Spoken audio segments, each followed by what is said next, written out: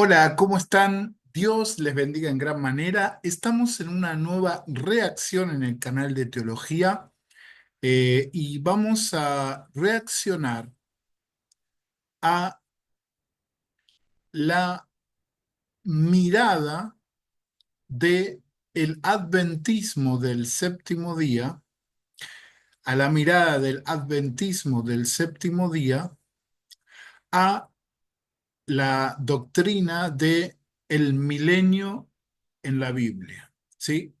Vamos a reaccionar a la mirada que tiene el adventismo del séptimo día a la doctrina o enseñanza bíblica del milenio. Vamos a reaccionar eh, específicamente al canal de Joel Flores, es un pastor y divulgador adventista del séptimo día, y vamos a reaccionar a su peculiar postura, ¿sí? Ellos tienen una postura que difiere de las tres tradicionales, ¿no? Del amilenialismo, premilenialismo y sus dos variantes, el premilenialismo dispensacional y el histórico, y el postmilenialismo. Vamos a reaccionar desde las escrituras, ¿sí? Desde las escrituras. Así que vamos a poner el video. Voy a configurarlo para, esta vez se puede, para que avance un poco más rápido, porque es bastante. Así que vamos a ver un poco el tema de la velocidad de reproducción. Ahí vamos. Vamos a ir un poquitito más rápido, un poco más rápido, no mucho. Vamos a ir a 1,75. Me parece bien ahí. Bien, vamos a comenzar la reacción. Si te gusta, por favor, deja un like y suscríbete a este canal. También los que son, los que les gusta este canal de Joel Flores, también les animo a visitarle, ¿sí? Como siempre, vamos a reaccionar a lo que propone acerca de la doctrina de los 1000 años desde una perspectiva bíblica y obviamente desde una perspectiva dispensacional, de una escatología dispensacional bíblica, ¿sí? Así que vamos a comenzar. Si te gusta, deja un like. Si llegas hasta el final, deja un like, por favor, y compartilo para que pueda ser de bendición. Vamos a comenzar.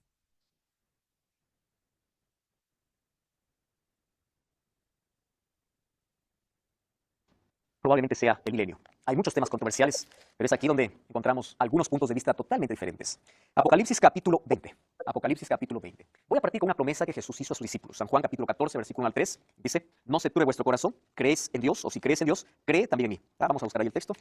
Y esta es una promesa maravillosa que Jesús hizo allí para sus discípulos, solo que se extiende para todo su pueblo. En la casa de mi Padre muchas moradas hay. Si así no fuera, yo os lo hubiera dicho. Voy a preparar ese lugar para ustedes o para vosotros. Y si me voy y os preparo lugar, primera cosa o primera promesa es, yo voy a venir, vendré otra vez, os tomaré a mí mismo, para que donde yo estoy, vosotros también estéis. La promesa de Jesús para sus discípulos fue no solamente darles vida eterna, sino moradas en el cielo. ¿Dónde está el Padre? En el cielo. Voy a la casa de mi Padre, voy a preparar moradas, voy a volver para llevarlos. Esto es claro, ¿verdad? Les voy a llevar. Muy bien. Esa acción, el cumplimiento de esa promesa, de que Dios lleva a su pueblo al cielo después de su segunda venida, se llama milenio. Más cuando hablamos del milenio, hay muchos conceptos que nosotros podemos analizar aquí. Por ejemplo, Bien, vamos a arrancar reaccionando a esta afirmación. Ya tenemos una afirmación eh, concreta. Eh, el expositor Joel Flores, creo que es él, comenzó afirmando que en el texto de Juan capítulo 14 del 1 al 3, en esa revelación que hace el Señor Jesucristo de su propósito de venir a buscar a sus discípulos y a los que ellos iban a representar en el futuro, los que le iban a seguir después, afirma que en principio esto va a ocurrir después de su segunda venida gloriosa. Vamos a poner cada cosa más o menos en su lugar, ¿no? Entendemos que el adventismo está posicionando el arrebatamiento de la iglesia en el mismo lugar que los post-tribulacionistas y los amilenialistas, es decir, cuando Jesús regresa en gloria, es decir, Mateo 24, del 29 al 31, y supongo que el 31 sería el arrebatamiento de la iglesia. Bien, pero acá dice que los arrebata y al arrebatarlos comienza el milenio. No hace otra aclaración, creo que después la va a hacer, pero ya tenemos el primer planteamiento de la mirada adventista acerca del milenio. En principio, el arrebatamiento post-tribulacional. Ahora, yo he hecho un video o varios mostrando evidencias que es más plausible el arrebatamiento pretribulacional que el arrebatamiento post-tribulacional. Esencialmente porque la tribulación, la gran tribulación, es la manifestación de la ira de Dios al pecado del hombre. No es una prueba para la iglesia. Hoy la iglesia pasa prueba. Hoy la iglesia es probada por Dios y las vicisitudes y diversas tribulaciones que los hijos de Dios pasamos hoy no es o no son la manifestación de la ira de Dios, porque la iglesia de Cristo no es el objeto de la ira. El objeto de la ira de Dios, vamos a empezar a tomar las escrituras, el objeto de la ira de Dios, vamos a ir a Romanos capítulo 1. Voy a sacarme los antiguos. Romanos capítulo 1, versículo 18. Fíjense lo que dice claramente la escritura. Porque la ira de Dios está siendo manifestada desde el cielo contra toda impiedad e injusticia de los hombres que detienen con injusticia la verdad. Dios no puede manifestar su ira contra la amada de Cristo, la iglesia.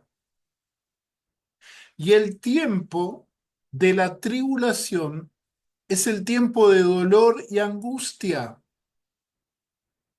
Y esa manifestación de la ira de Dios es para aquellos que, como dice acá la escritura, dice que manifiestan toda impiedad e injusticia, que detienen con injusticia la verdad. Es decir, que la manifestación de la ira de Dios es para los impíos y para los tibios. Los tibios son creyentes que no son ni fríos ni calientes, como dice Apocalipsis 3:18, creo. Y después hay otro texto clave para poder argumentar que la ira de Dios no vendrá, la ira escatológica de Dios no vendrá sobre la iglesia. Y el texto, famoso texto, Primera de Tesalonicenses, capítulo 5. Primera de Tesalonicenses, capítulo 5, versículo 9, dice, porque Dios, no nos ha destinado para la ira, sino para alcanzar la salvación por medio de nuestro Señor Jesús, el Mesías, nuestro Señor Jesucristo. Entonces, si la tribulación es la manifestación de la ira, la iglesia no pasa por la tribulación. Y lo que describe Primera de Tesalonicenses, capítulo 4 del 13 al 18, no le, es antes, perdón, es antes de la gran tribulación. Y por último, para poder fundamentar que la gran tribulación es el tiempo de la ira de Dios y del Cordero, Apocalipsis capítulo 6, Apocalipsis capítulo 6, versículo 17, dice, porque ha venido ya el gran día de la ira de ellos, es decir, de Dios y del Cordero, del Padre y del Cordero. ¿Y quién puede mantenerse en pie?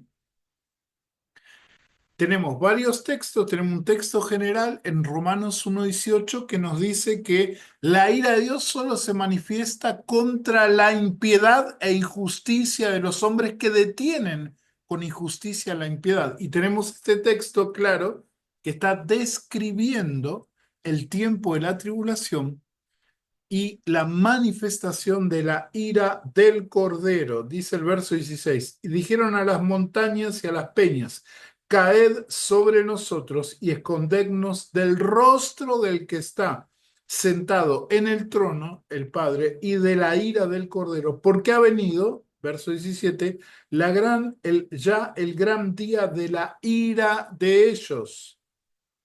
¿Y quién puede mantenerse en pie? Entonces es claro, clarísimo, que la iglesia ha de ser arrebatada antes de la gran tribulación.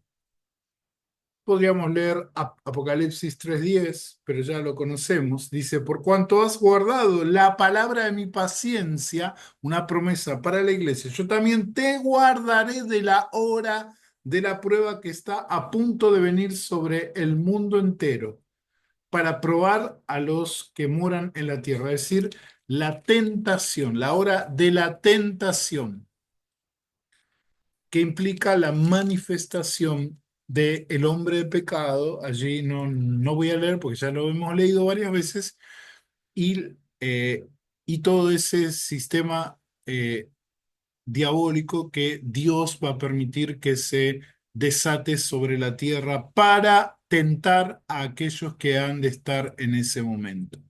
Entonces, en primer lugar, si la tesis es que la iglesia pasa la gran tribulación y es arrebatada, ya tenemos bastante evidencia para poder refutar eso. Y en segundo lugar, vamos a ver hacia dónde va con el tema de que arrebata la iglesia y comienza el milenio. Vamos a ver a dónde va. Bueno, se la vio un poquito.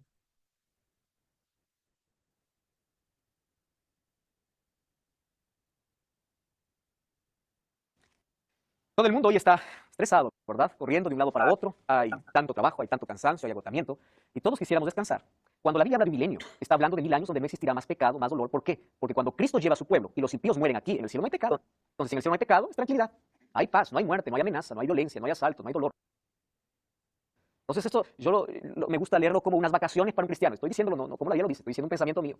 Cuando uno dice, ay, ahora sí ya no tengo ningún compromiso, se acabó todo y estoy libre, cuando uno siente que ese peso se fue de encima, ahora dice, vamos a vacacionar. Uno se olvida de todo el trabajo, compromiso y uno empieza a disfrutar. Solo que ahora imagínense, disfrutar de esas vacaciones, no solamente de un paraíso, sino también de un lugar donde no hay más pecado. El pecado aún no ha sido erradicado. ¿Por qué? Porque los impíos apenas han muerto con el resplandor y Satanás aún no ha sido destruido. La destrucción de Satanás vamos a ver ahora. Mientras eso, los hijos de Dios, el pueblo redimido, está en el cielo. En Lucas capítulo 19 ya se da un anuncio cuando dice, oí la gran voz de una multitud como el estruendo de muchas aguas, como la voz de grandes truenos, representación o símbolo de la presencia de Dios siempre, que decía, aleluya, el Señor nuestro Dios todopoderoso reina. Gocémonos y alegremos y demos gloria porque ha llegado la boda del Cordero y su esposa se ha preparado. El capítulo 19 nos estaba anunciando, felices los que son invitados a la boda.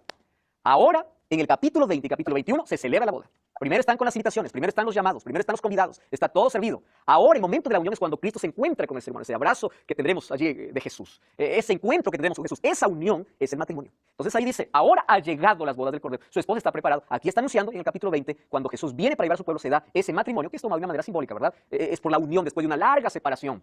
No es que la novia estuvo lejos del esposo, el novio estuvo siempre a su lado. pero ahora lo tiene físicamente, ¿verdad? Ahora puede tocar, puede conversar sin tener nada que pueda ocultarlo. Ahora, nosotros dijimos en el programa anterior de que cuando Cristo venga existirán dos grupos. Están allí los perdidos.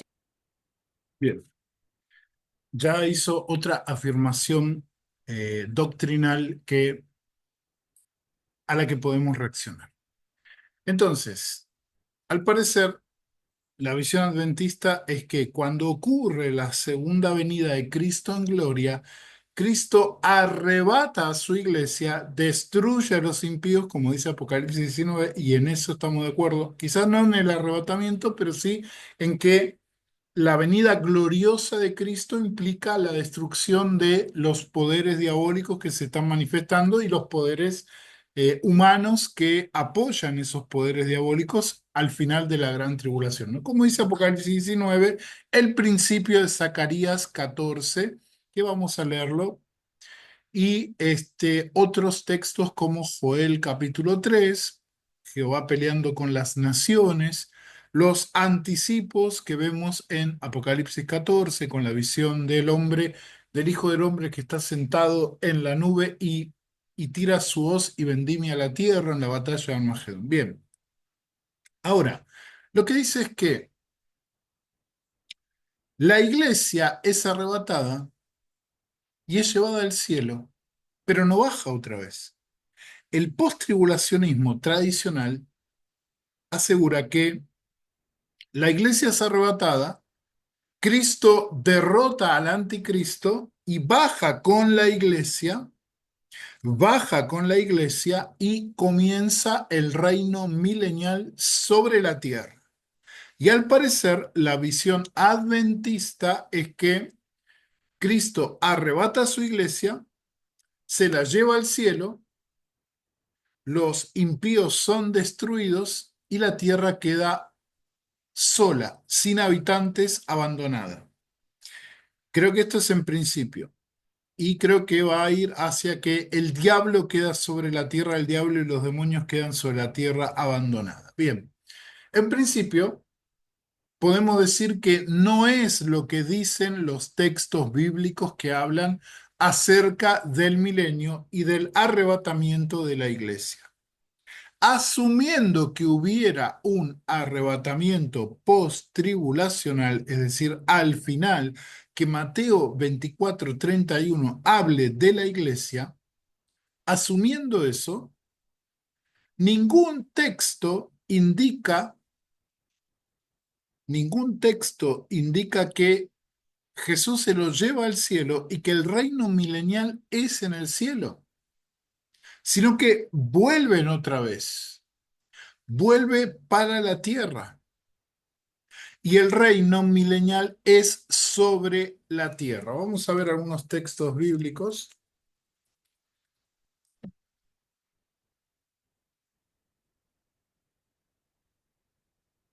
Vamos a ver algunos textos bíblicos. Bien, vamos a ver en principio Apocalipsis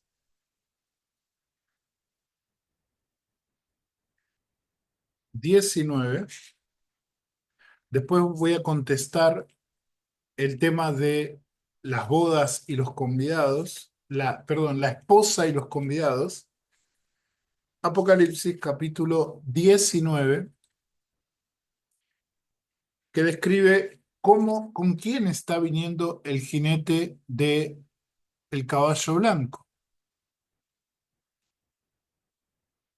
Dice, vamos con el versículo 13. Está vestido con ropas empapadas en sangre y su nombre es el Verbo de Dios. Y los ejércitos celestiales, vamos a ver si hay una nota eh, exegética, a ver.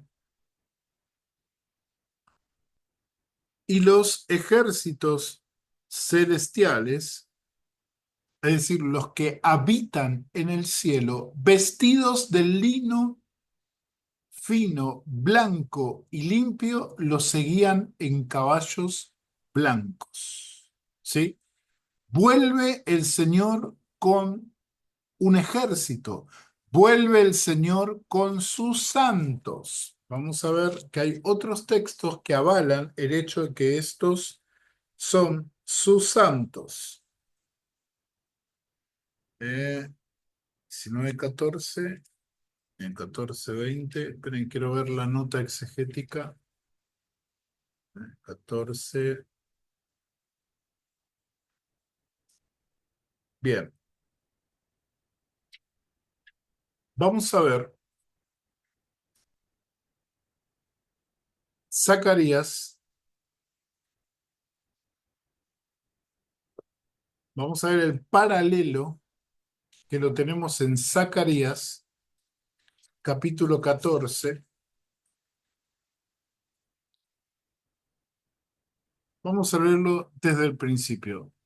Desde el versículo 2 dice, porque yo reuniré a todas las naciones para combatir contra Jerusalén, y la ciudad será conquistada, y las casas serán saqueadas, y violadas las mujeres, y la mitad del pueblo irá en cautiverio, pero el resto del pueblo no será cortado de la ciudad. Después Jehová saldrá y combatirá contra aquellas naciones como cuando combate en el día de la batalla, es decir, que está describiendo el Armagedón, lo mismo que describe Apocalipsis 19. Aquel día sus pies, este Jehová que viene, dice, sus pies se posarán sobre el monte de los olivos que está frente a Jerusalén, al oriente, y el monte de los olivos será partido por el medio, quedando un gran valle del levante al poniente. La mitad del monte se apartará hacia el norte y la otra mitad hacia el sur. Y el valle de Hinnom quedará, bloqueado, porque el valle entre los dos montes llegará hasta Sal, y vosotros huiréis como cuando el terremoto en tiempos de Usías, rey de Judá, y vendrá Jehová mi Dios, y vendrá Jehová mi Dios, dice, con todos sus santos. A ver la nota exegética. Vendrá Jehová mi Dios con todos sus santos. Fíjate qué dice después en el versículo posterior. Y acontecerá que en ese día no habrá luz clara, en ese día no habrá luz clara ni oscura. Será un día el cual es conocido por Jehová, que no será ni de día ni de noche, sino al anochecer seguirá habiendo luz.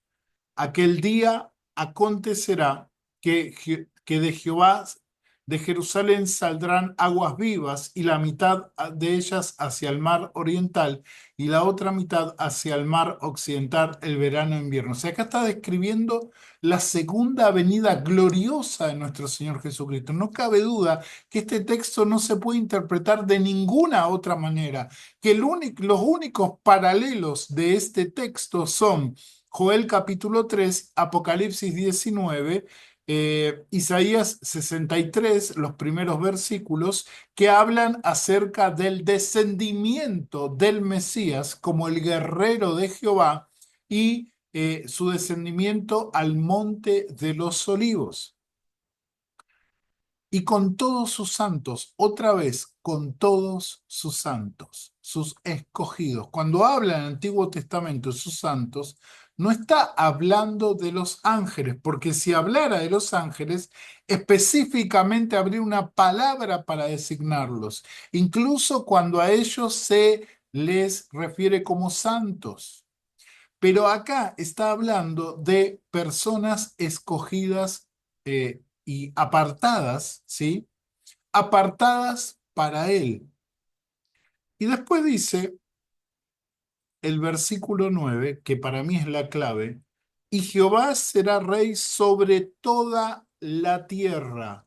En aquel día Jehová será uno, y uno su nombre. Y después sigue describiendo sobre la tierra, como en Jerusalén, la Jerusalén de la tierra, no la nueva Jerusalén, sino la Jerusalén de la tierra, será el centro de todas las naciones y Egipto tendrá que ir a adorar a Jehová, que es en este caso el Mesías, a Jesús, tendrá que ir a adorar todos los años en la fiesta de los tabernáculos.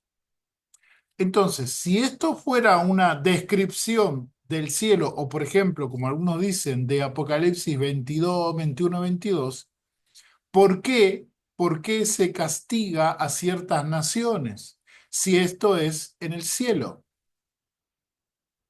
¿Por qué se castiga a ciertas naciones? ¿Sí? Entonces, no tiene ningún sentido si tenemos que aplicar esta visión interpretativa del adventismo del séptimo día. Una visión que no concuerda con la escritura. El reino milenial es sobre la tierra. Otro texto, vamos a inquirir un poquito más adelante, pero otro texto clave es el mismo Apocalipsis, Apocalipsis, capítulo 5.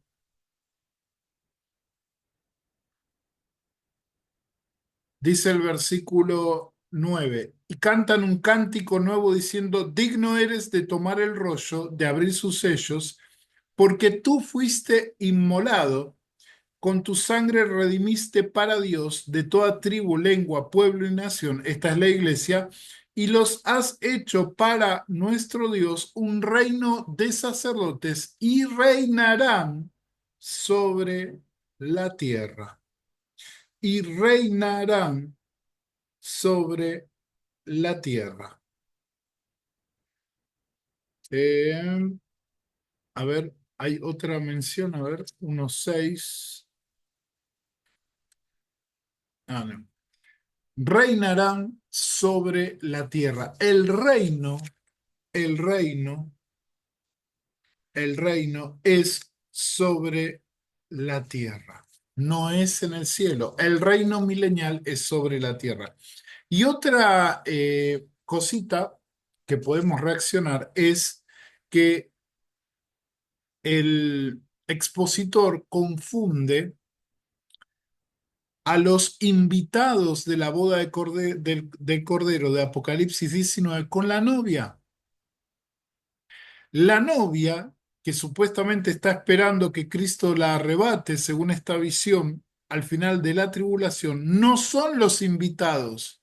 Los invitados son aquellos que van a sobrevivir la gran tribulación, van a creer en Jesucristo, tanto judíos como gentiles, van a creer en Jesucristo, van a pasar por el juicio de las naciones y han de entrar al reino milenial. Esos son los invitados a la fiesta de boda, porque la fiesta de boda es en la tierra, no es en el cielo. En el cielo fue la unión de Cristo con su esposa.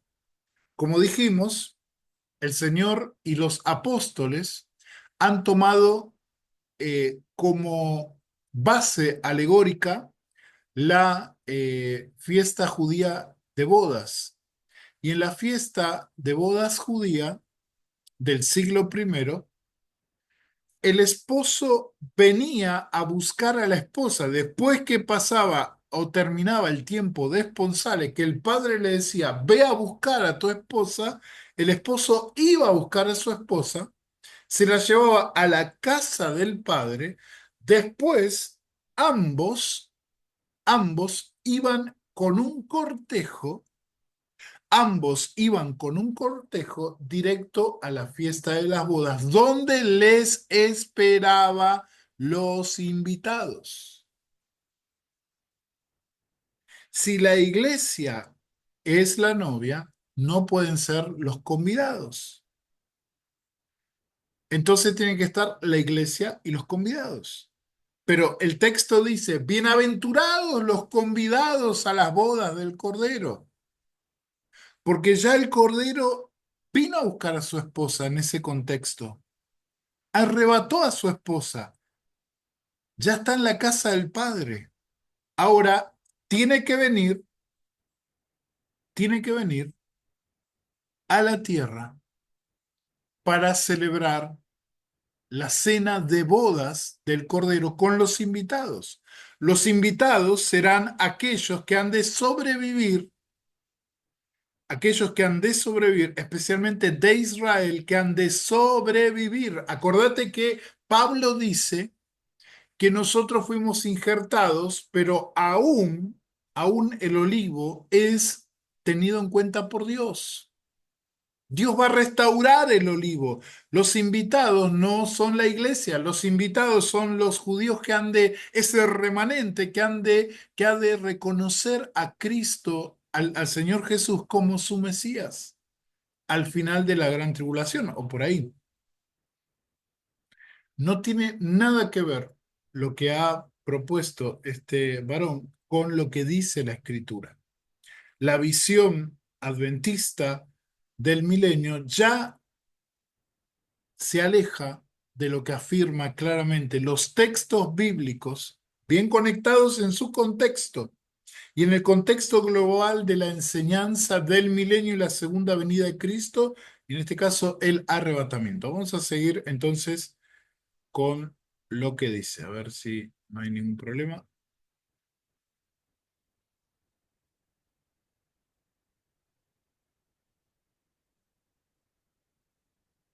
Nos vemos lagueado.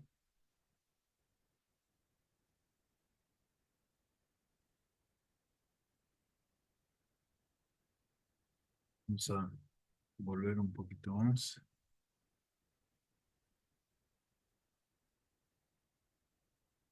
A ver, por ahí me quedé sin señal.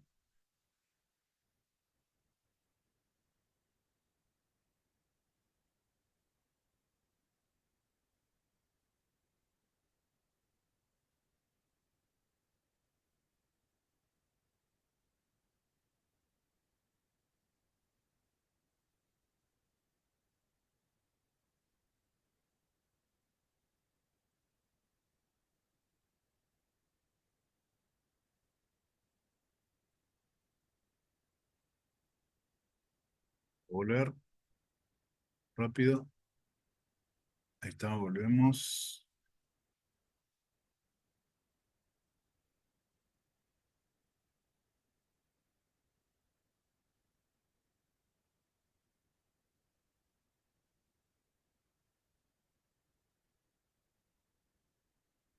Entonces, sin señal.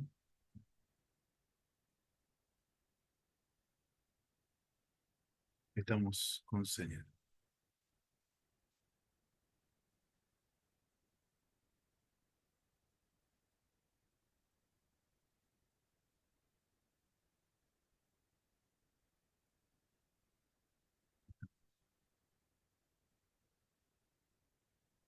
Esperen.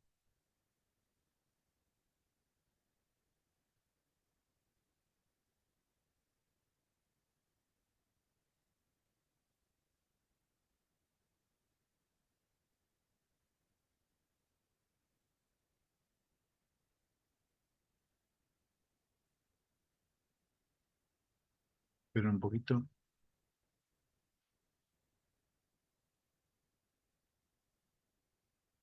Bueno, estamos un poquito lagueados. Espero que no se desconecte. A ver,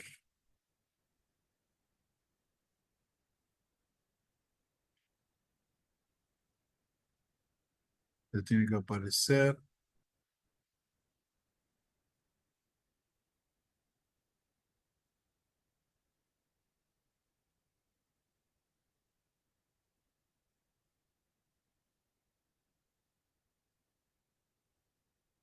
Esperen un poquito.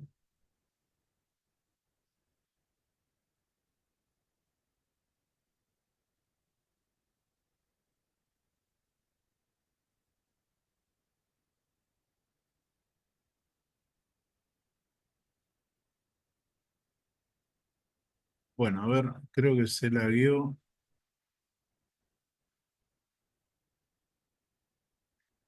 A ver si lo puedo. del esposo. El novio estuvo siempre a su lado, pero ahora lo tiene físicamente, ¿verdad? Ahora puede tocar, puede conversar sin tener nada que pueda ocultarlo. Ahora, nosotros dijimos en el programa anterior de que cuando Cristo venga existirán dos grupos. Están allí los perdidos y los salvos. Los salvos van al cielo, los muertos en Cristo resucitan, los salvos son transformados y van al cielo, los perdidos son consumidos por la gloria de Dios. Hasta allí nosotros nos quedamos. Muy bien, cuando dice que los salvos van al cielo, ¿a qué cielo van? Cuando nosotros vemos 2 Corintios 12, dice Pablo, yo conozco un hombre que no sé si en espíritu, cuando dice en espíritu, está diciendo no sé si en visión o físicamente, yo me trasladé. Y dice, yo fui hasta el tercer cielo.